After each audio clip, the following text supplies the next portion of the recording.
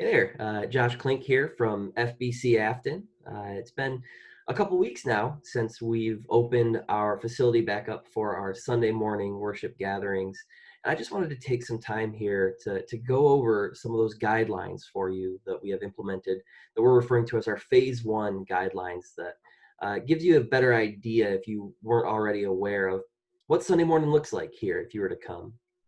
So just to kind of go over those really quickly. Um, Currently for our in-person services, we have a cleaning regimen that is following our CDC guidelines. That includes using a disinfectant spray approved by the CDC on all of our chairs, all of our surfaces, especially high contact areas that happens in between every single in-person gathering. You'll notice when you come, if you come near the entrance there, we have a table set up and there's some disposable items, disposable face masks, disposable gloves, disposable disinfectant wipes. They're there for you to be able to use to as much as you need.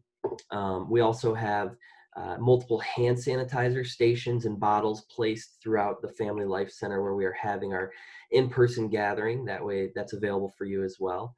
Uh, we are also not currently offering any of our children's services during the service. However, your children, they're welcome to join you during the service. And if you need, we do have in our original church building some sanitized rooms that if you need to, step out with your child for whatever reason, you can do that. You can go and you can hang out in that room for a few minutes, or again, even if you need to go for the day, we understand that as well.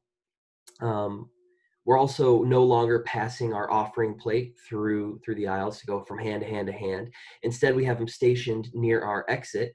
We have an usher there who can answer any questions that you might have, but you can, on your way out, drop off any donations if you so desire to give. You can do it that way. We also do have online giving available as well. You can contact the church office if you have any questions about that. We have set up a tutorial for how you can do that if you have any questions. We have all of the rows are spaced 6 feet apart. So from one row to the next, it's 6 feet. But also, if you sit in the same row as someone who's not a family member of you, we're also implementing a two-chair buffer. So there should be at least two chairs between you and a non-family member in each of those rows as well. Again, so that we're observing social distancing, keeping proper space during these times.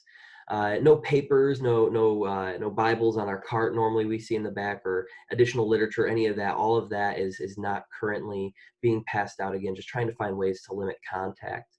We're keeping our doors propped open so that you don't have to touch the door handles yourself.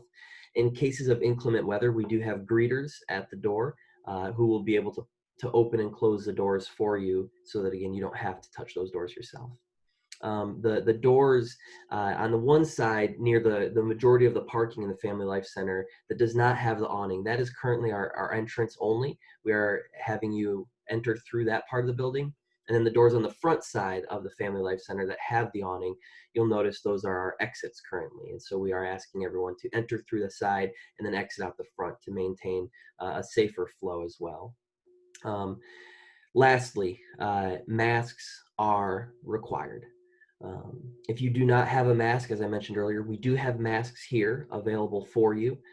We'd be happy to give you a mask every single week if you're able to come, and we have plenty of masks available, and if we run out, we can get plenty more masks. So we're not concerned about running short on masks, but masks are required. I am attaching a link to an article to this video that I think does a masterful job at really explaining our heart behind the reasons that we are requiring masks for people gathering in person. And I can say it this way: you don't have to agree with the reasons behind why we are requiring masks, but you still have to wear a mask.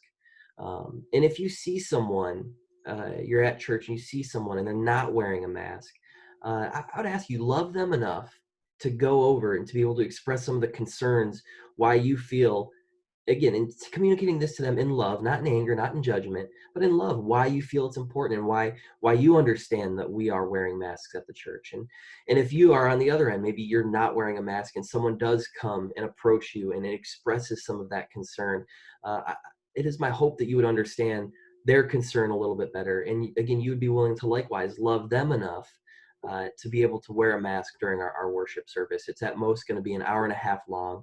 And so it's not a very long time to have to wear a mask. So please, we are asking you, and we are putting this out as a requirement that masks are required during our in-person gatherings. And again, if you do have any questions, you can, I encourage you, read the link that I'm attaching. I think it does a good job explaining it. I would be happy. You can contact the church office, 607-639-1030, or FBC at fbcafton.org. And I'd be happy to have a conversation.